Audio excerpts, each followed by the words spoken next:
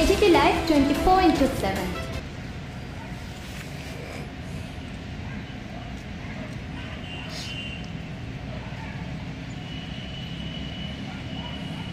Senior manager address করে দিলে কি করে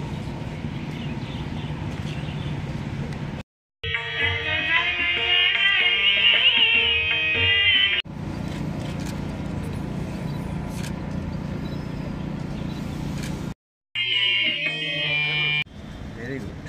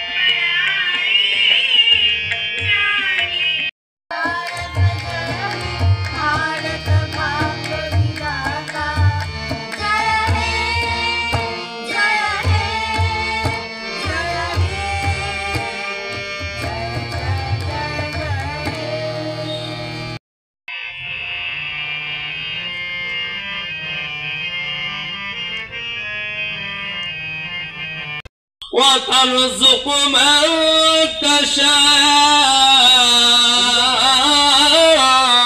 তত্ত্বাবধায়ক সঙ্গীত না না এসব তো সঙ্গীত জনগণ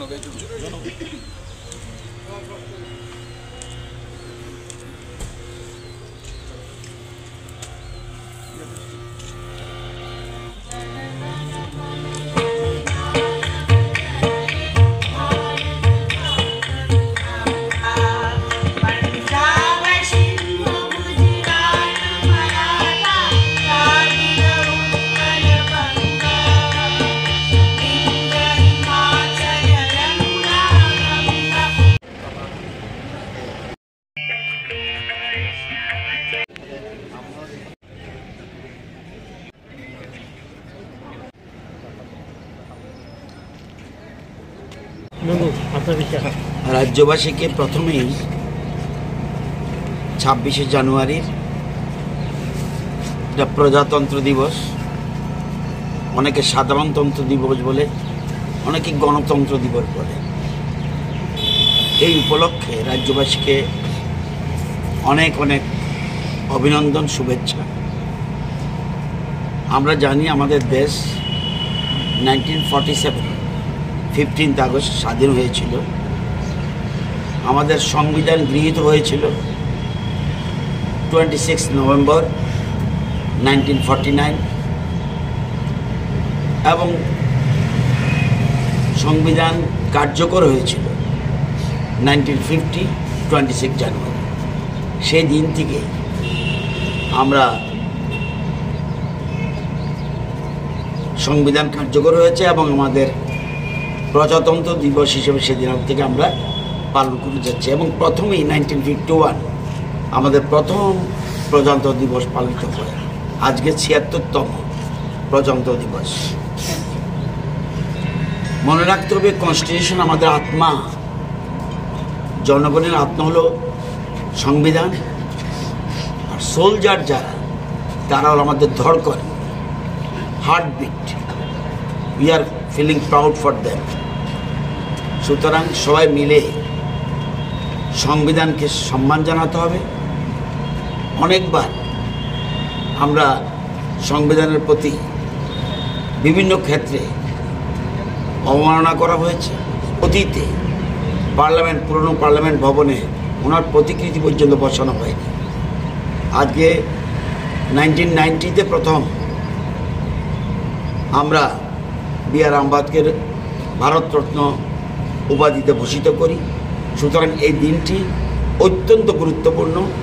আমরা এই দিনটিতে স্মরণ রাখতে হবে, যেমন আমরা অধিকার সম্বন্ধে কথা বলবো, আমাদের কর্তব্য সম্বন্ধেও আমরা যেন সবাই সচেতন হই, এটাই রাজ্যবাসীর প্রতি আমার আহ্বান।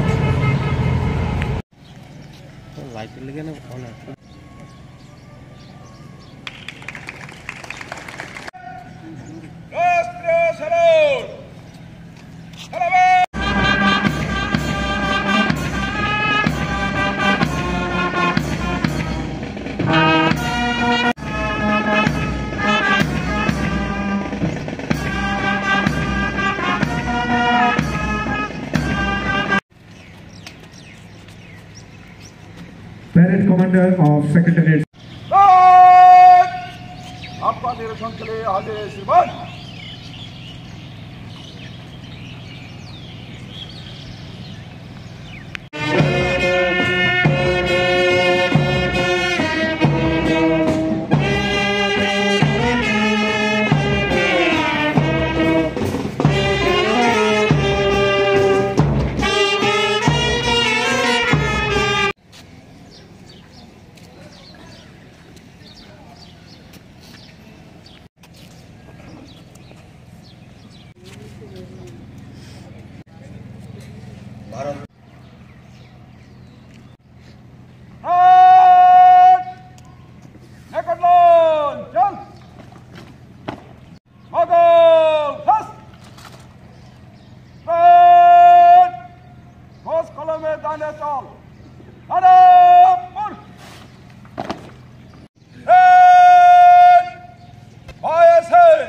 Patriotic songs. বছর 26শে জানুয়ারি দিনটি আমাদের দেশের প্রজাতন্ত্র দিবস বা সাধারণতন্ত্র দিবস কিংবা গণতন্ত্র দিবস হিসেবে পালিত হয়। 1951 সালের 26শে জানুয়ারি আমাদের দেশে প্রথম প্রজাতন্ত্র দিবস বা সাধারণতন্ত্র দিবস উদযাপন করা হয়েছিল। আজকে আমাদের ৭৬তম প্রজাতন্ত্র দিবস পালিত হচ্ছে সমগ্র দেশে।